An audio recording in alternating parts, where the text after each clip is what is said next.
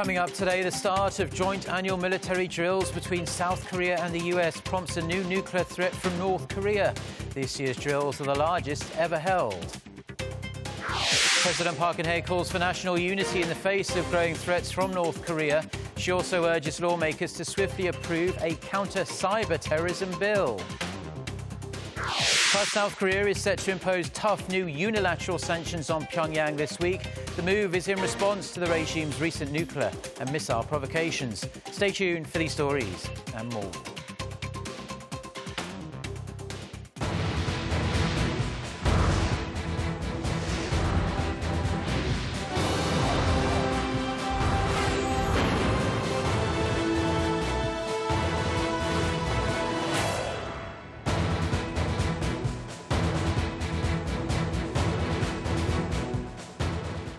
Hello, it's noon on Monday, the 7th of March. You're tuned in to our midday newscast here on Arirang TV. Thank you for joining us. I'm Mark Broom.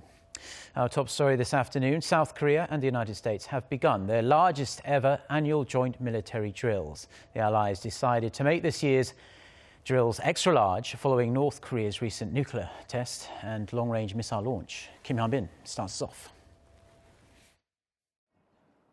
South Korea's defense ministry says it will strongly retaliate if North Korea carries out a provocation during the drills. If North Korea continues to ignore our warnings and carries on with its provocations, we will sternly counter, and the regime will be responsible for its reckless actions. The Allies' annual joint military drills, dubbed Key Resolve and Full Eagle, are now underway as tension simmers on the Korean peninsula. The exercises, which run through the end of April, will involve almost 300,000 South Korean and 15,000 American troops. What's new this year is that the Allies will practice Operational Plan 5015. It will see the forces check what they would do during a preemptive strike on North Korea's nuclear facilities and missile sites. The troops will also conduct training missions, including the 4Ds, namely detect, disrupt, destroy, and defend, as well as twice as many U.S. troops taking part this year. The U.S. will deploy some key military hardware to the Korean peninsula for the exercises. They include an aircraft carrier, nuclear submarine, and airborne tanker. There's also word Washington could deploy its nuclear-capable B-2 stealth bomber. In a real-life combat scenario, the aircraft could fly into North Korean territory undetected and take out key military facilities. Experts say Kim Jong-un fears the B-2 the most due to its stealth and bombing capabilities. A South Korean military official says Seoul and Washington will retaliate with more than 10 times the force if North Korea launches a provocation aimed at the drills. The exercises will run through April 30th. Kim Hyun-bin, Arirang News. Now, North Korea has lodged its annual protest against the drills, although this year it has stepped up the aggressive rhetoric a touch. It has warned of a preemptive nuclear strike against the two allies. Experts have played down that possibility. But what else could North Korea have up its sleeve? Han Da-eun reports. Tension on the Korean peninsula has escalated a notch as North Korea has threatened South Korea and the United States with a nuclear strike. Pyongyang's National Defense Commission released a statement Monday saying North Korea will enter the stage of a full-scale attack to counter a nuclear war craze prompted by the U.S. and its allies. The statement added North Korea's military counteraction against such nuclear provocation will be a more preemptive and offensive nuclear strike. It's the repeat of North Korea's typical verbal attacks against the South Korea-U.S. military drills, only the words are much stronger this time. However, most experts agree that Pyongyang wouldn't carry out such an attack. North Korea will not be able to strike at the joint drills as they involve some of America's most advanced weaponry. And Pyongyang has to stay focused on its upcoming ruling Workers' Party Congress. That said, I expect some small-scale protests, such as short-range missile launches. Experts say North Korea is aiming to justify its dictatorial rule internally while attempting to induce a change in Washington's hardline North Korea policies. Han Da-eun, Arirang News. Now, chairing a regular meeting with her senior secretaries, President Park Geunhye once again emphasized the importance of implementing the new international sanctions on North Korea to make the regime change its ways, stressing that national security should not be the subject of political disputes. President Park said unity is most important at a time like this with Pyongyang's rising threats. Playing down the opposition bloc's claims about a recently approved counter-terrorism bill, President Park promised the people's personal information would not be collected indiscriminately. She also called for a long-pending bill on cyber terrorism to be passed and repeated her call on lawmakers to pass economy and labour-related bills aimed at boosting the service sector. And South Korea is set to announce a separate set of unilateral sanctions on North Korea and will do so on Tuesday afternoon. Possible sanctions being mentioned include banning ships making port calls in North Korea, along with blacklisting individuals and organisations that have contributed to the North's nuclear program. Also under review is the suspension of the Najin Hassan project that involves Russia and the two Koreas. The South Korean government invested in the trilateral project launched in 2013 that aimed to transport Russian coal to South Korea via North Korea. Seoul has been mulling over unilateral sanctions on Pyongyang, choosing to wait until the UN sanctions were finalized. China appears to have ruled out economic cooperation with North Korea in its recently unveiled 5-year business plan. According to Seoul-based Yonhap news agency's analysis of documents released from China's National People's Congress over the weekend, one of China's major business plans this year is to collaborate with Russia, South Korea, Japan, Germany and Israel in creating an economic platform. There was no mention at all of North Korea. Now, the news agency says this could have been affected by the decision by China's border cities to exclude economic cooperation with North Korea after the regime's 4th nuclear test in January. China has been abiding with the UN Security Council's latest set of sanctions on North Korea by complying with the financial restrictions and banning the entry of North Korean vessels to its ports. Now, South Korea's economic growth is slowing as exports slump while consumer spending remains sluggish. This is according to a new monthly report by the Korea Development Institute that was released on this Monday. The institute says the slowdown mainly stems from worsening economic conditions abroad that's also causing instability in local financial markets. Still, it adds that Korea has built up defences against external shocks, citing the country's massive foreign exchange reserves. Korea's exports have dropped each and every month for more than 1 year now, taking a toll on local manufacturers and resulting in plunging facilities investments. Korea's consumer prices have been rising slowly in recent years, but the nation hovers in the top ranks, in fact, among developed countries.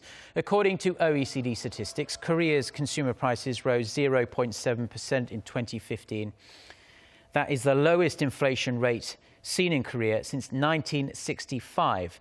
But Korea's consumer price inflation ranked 10th highest out of the 34 member nations and is 0.1 percentage point above the OECD average. In 2012, Korea ranked 21st with 2.2% inflation when the OECD average was 2.3%. Now, experts say Korea climbed the ranks not because its economy fared particularly well, but due to the slow global economy, which caused consumer prices to fall in other nations. The amount of money transferred online in Korea is continuing to grow with the expansion of the nation's FinTech market. According to the Financial Supervisory Service, Korea's electronic financial transactions amounted to some $91.5 billion at the end of last year. That's up more than 22% from the previous year. Now, these transactions were made through various services provided by the electronic financial business operator, including electronic payment settlement services and the such like. But payment services collecting money for online shopping malls accounted for nearly 73% of the total amount.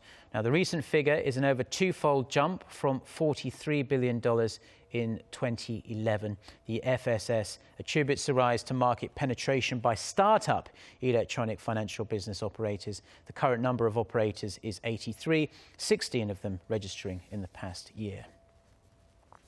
Now, as the internal struggles continues for control over Lotte Group, which is Korea's fifth largest conglomerate, there was a big win for Shin Dong-bin as he survived a request to have him removed from the company's board of directors.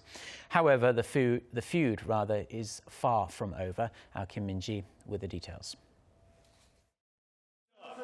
Shin Dong-bin called it the end of the family feud after winning big at an extraordinary general session of Lotte Holdings, which controls Lotte Group, on Sunday. During the meeting in Tokyo, shareholders rejected a request made by Shin Dong-ju, the older of the Lotte founder Shin Gyuk-ho's two sons, to dismiss his younger brother from the company's board of directors. The elder brother was stripped of his executive titles at three of Lotte's Japanese affiliates early last year and has been struggling to claw his way back up the ladder. Lotte Group maintains that Dong-ju should accept the outcome and vowed to take punitive measures against him for igniting the feud. It is a shame that some people could cause such a situation to occur. We will take legal action so that the company is no longer affected. But the elder brother is far from conceding, saying that the decision was based on unreasonable pressure imposed on shareholders by the management. I will submit the case again in the regular shareholders' gathering slated for June. In the spotlight is also the health of the conglomerate's patriarch Shin Gyuk-ho, as this may decide the future of Kwang Yun-sa, the largest shareholder of Lotte Holdings. His younger son Dong-bin had claimed that his father was unable to make reasonable judgments due to mental health problems and filed a suit to revoke a decision that stripped him from his executive position from Kwang Yun-sa. The founder will go through physical checkups and the court will decide whether he needs a legal guardian. If the court rules in Dong-bin's favor, it could deal a major blow to Dong-ju. Lotte officials say once the decision is made regarding the founder, will the succession battle come to an end?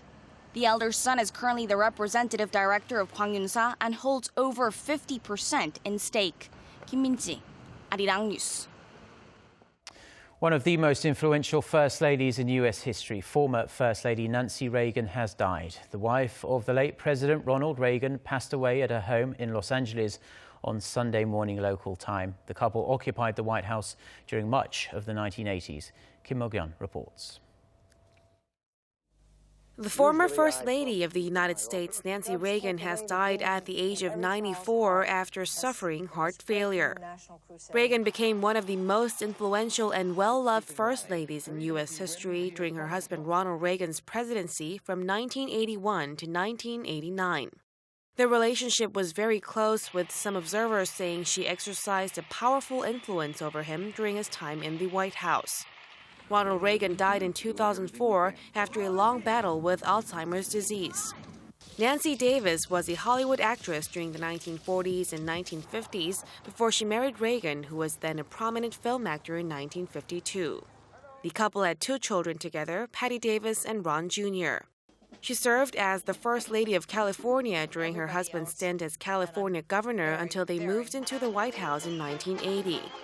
2 years later, Nancy Reagan made her own mark with her signature Just Say No anti-drug campaign.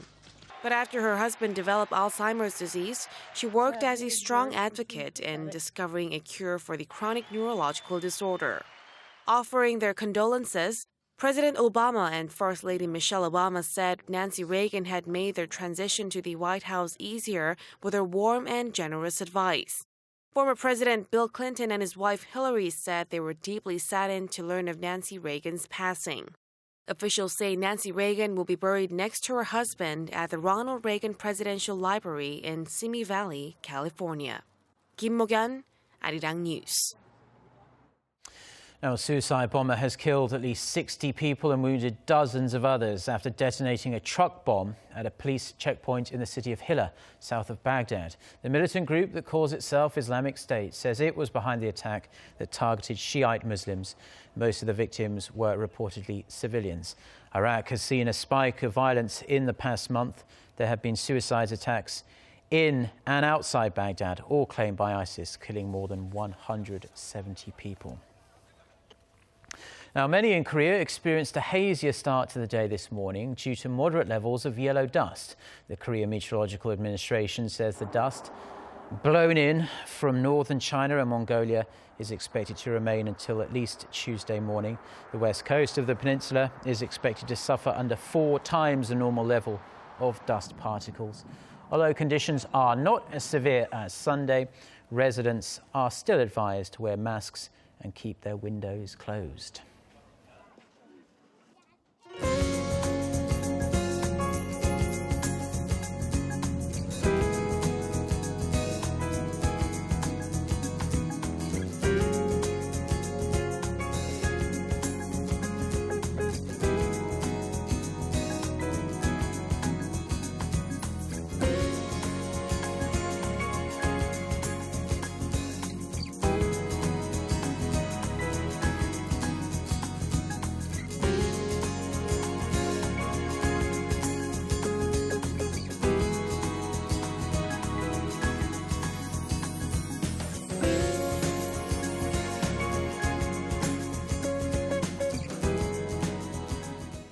Well, that's all we have for now on this Monday lunchtime here in Seoul. I'm Mark Broom. Thank you as always for tuning in, and we'll be back throughout the day with more newscasts. Until then, goodbye.